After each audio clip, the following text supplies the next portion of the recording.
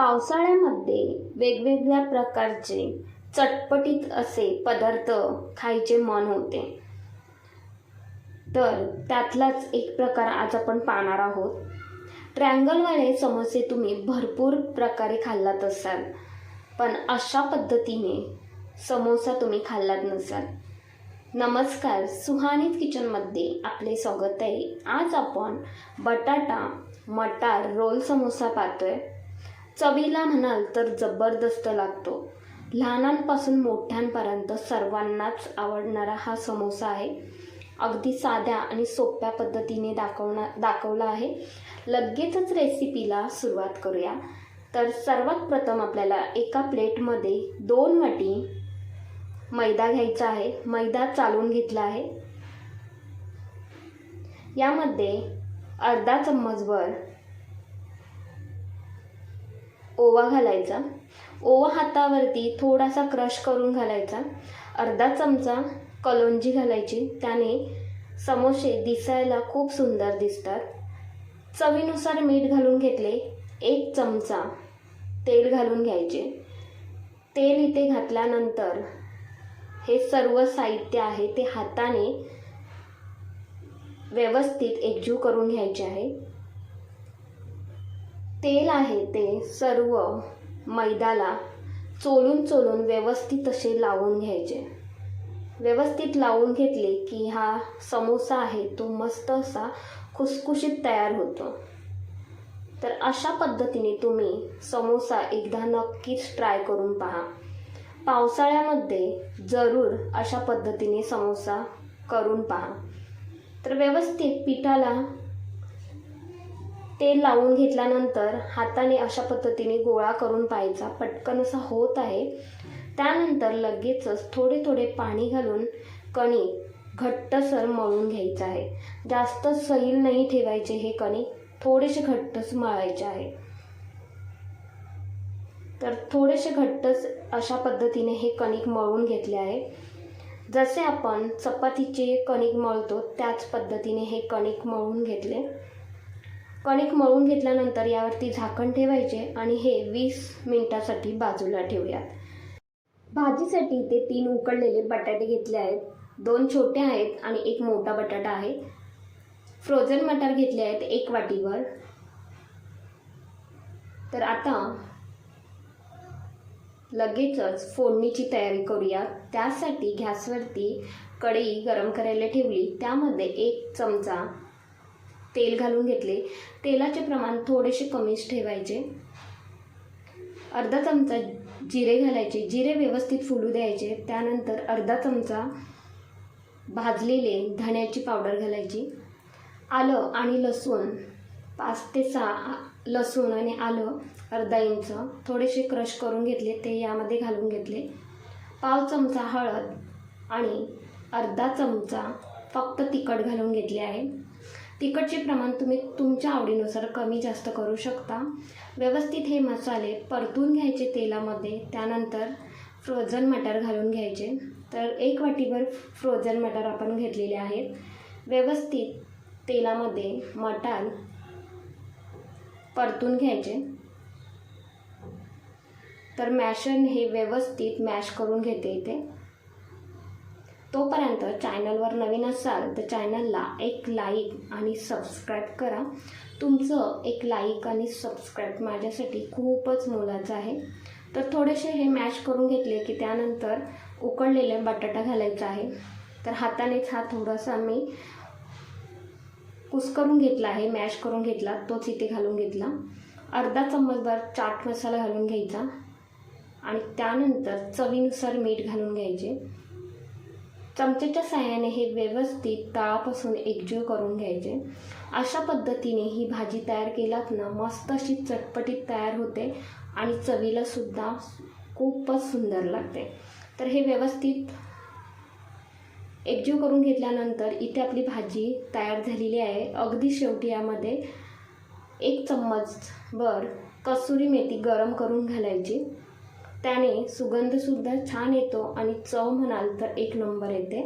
व्यवस्थित एकजीव करून घ्यायचे. त्यानंतर इथे आपली मस्त अशी भाजी तयार झालेली आहे. भाजी एका बाजूला काढून घेतली. थंड होण्यासाठी साईडला ठेवूया. 2 चमचे एका बाउलमध्ये कॉर्नफ्लॉवर घ्यायचे. त्यामध्ये थोडेसे पाणी घालून याची आपल्याला स्लरी तयार करून घ्यायची आहे. व्यवस्थित स्लरी तयार करून घ्यायची. जास्त पातळही नाही आणि जास्त घट्टही नाही, मध्यम स्वरूपाची स्लरी तयार करून घ्यायची. तर इथे आपली व्यवस्थित अशी ही स्लरी तयार झालेली आहे. स्लरी तयार झाली आहे. स्लरीसुद्धा बाजूला ठेवूयात. लगेचच कणकेकडे वळूया. कणिकसुद्धा 20 मिनिटामध्ये व्यवस्थित असे भिजले गेले आहे. इथे पाहत आहे, त्यामुळेच जास्त पाणी घालायचे नाही कणिक मळताना. तर आता याचे आपल्याला गोळे तयार करून घ्यायचे आहेत. तर लिंबाच्या आकारापेक्षा छोटे गोळे केलात तरीसुद्धा चालेल. तर अशा पद्धतीने हे याचे सर्वच गोळे तयार करून घ्यायचे. तर अशा पद्धतीने तुम्ही समोसा रोल तयार करून पहा, खूपच जबरदस्त तयार होतात. तर थोडेसे गोळे तयार करून घेतले. पोळपाटावरती एक गोळा ठेवून घेतला आणि लाटण्याने हा व्यवस्थित लाटून घ्यायचा आहे. तर ही पोळी जास्त पातळही नाही आणि जास्त जाडही नाही, मध्यम स्वरूपाची पोळी तयार करून घ्यायची, लाटून घ्यायची. तर आपली ही पोळी तयार झाली आहे लाटून. तर इथे पाहत आहे, जास्त जाडी नाही आणि जास्त पातळही नाही. व्यवस्थित अशी लाटून घेतल्यानंतर यावरती जी आपण भाजी तयार करून घेतलेली आहे ती ठेवायची आहे. तर पोळीच्या मधोमध अगदी ही भाजी अशा पद्धतीने ठेवायची. तर थोडी थोडी भाजी ठेवायची आहे, जास्तसुद्धा भाजी ठेवायची नाही. जसे मी व्हिडिओमध्ये दाखवते त्या पद्धतीने भाजी ठेवून घ्यायची आणि बाजूने आपल्याला स्लरी लावून घ्यायची आहे. तर व्यवस्थित ही भाजी स्लरी लावून घ्यायची. स्लरी लावल्यामुळे आपण रोल तयार करताना तो फुटणार नाही आणि तेलामध्ये भाजी त्याची येणार नाही बाहेर. यासाठी अशा पद्धतीने फोल्ड करून घ्यायचे. पहिले बाजूने फोल्ड करून घ्यायचे आणि नंतर अशा पद्धतीने फोल्ड करून घ्यायचे. व्यवस्थित असे फोल्ड करून घेतले की अजिबात यातली भाजी बाहेर येत नाही आपण जेव्हा समोसे तळू तेव्हा. त्यामुळे अशा पद्धतीने व्यवस्थित असा हा रोल तयार करून घ्यायचा. व्यवस्थित बंद करून घेतला की हाताने थोडंसं गोल गोल करायचा. अशा पद्धतीने गोल गोल केला की आपला इथे एक हा समोसा तयार झालेला आहे. फोर्कच्या साहाय्याने व्यवस्थित अशी ही एक डिझाईन करून घ्यायची, म्हणजे समोसा दिसायला खूप सुंदर दिसेल. तुम्हाला करायचे असेल तर करा किंवा नाही केलात तरीसुद्धा चालणार आहे. तर इथं आपला एक समोसा तयार झालेला आहे. खरंच खूप सुंदर आणि लवकर हे समोसे तयार होतात. ट्रँगलवाले समोसे तयार करण्यासाठी थोडासा जास्तीचा वेळ लागतो, पण अशा पद्धतीने तुम्ही हे रोल समोसे तयार केलात ना तर पटपट तयार होतात. अगदी लहान मुलेसुद्धा तुम्हाला मदत करतील हे समोसे करण्यासाठी. तर दुसरा समोसा तयार करण्यासाठी सुद्धा तसाच समोसा तयार करून घ्यायचा आहे. भाजी ठेवून घ्यायची पोळीवरती आणि बाजूने स्लरी लावून त्याचा रोल तयार करून घ्यायचा. तर आपला दुसरा समोसासुद्धा व्यवस्थित असं तयार झाला. बाजूने अशा पद्धतीने फोर्सने डिझाईन करून घ्यायची. तर इथे पाहत आहे, मस्त असा आपला हा दुसरासुद्धा समोसा तयार झालेला आहे. खरंच खूप सुंदर होतात आणि चवीला म्हणाल ना तर 1 नंबर लागतात हे समोसे. तर इथे मी 6 ते 7 समोसे तयार करून घेतलेले आहेत. तर ट्रँगलवाले समोसे तुम्ही विसरून जाल अशा पद्धतीने जेव्हा तुम्ही हे समोसे बनवाल तेव्हा. गॅसवरती तेल गरम करायला ठेवले. त्यामध्ये एक एक करून समोसा रोल आहे तो सोडून घ्यायचा. गॅसचा फ्लेम लो टू मीडियम ठेवला आहे.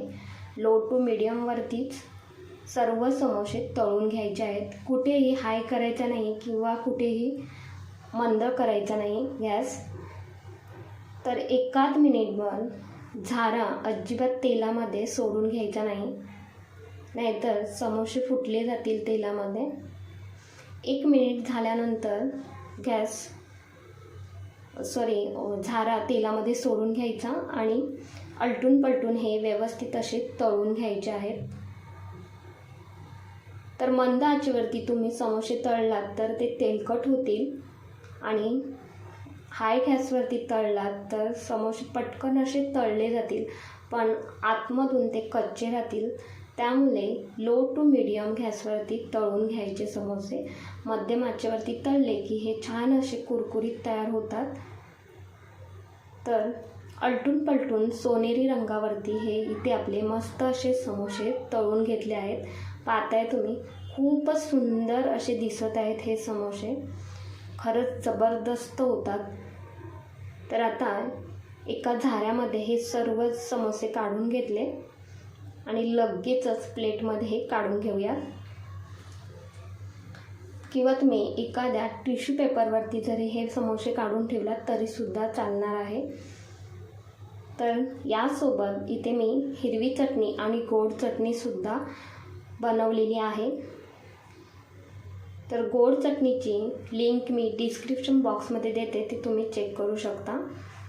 तर तुम्हाला चटणीसोबत खायचा नसेल तर तुम्ही केचपसोबतसुद्धा खाऊ शकता हे समोसे. खूपच मस्त आणि अजिबात हे तेलकट होत नाहीत, तसेच बाहेरून क्रिस्पी आणि आतून मस्त असे मऊसूत तयार झालेले आहेत. तर अशा पद्धतीने पावसाळ्यामध्ये हे समोसे नक्कीच बनवून खा. तर तुम्हाला ही रेसिपी कशी वाटली ते मला कमेंट्समध्ये नक्कीच कळवा. रेसिपी आवडली असेल तर एक लाईक, शेअर, हाईप तसेच सुहानीज किचनला सबस्क्राईब करायला विसरू नका. धन्यवाद.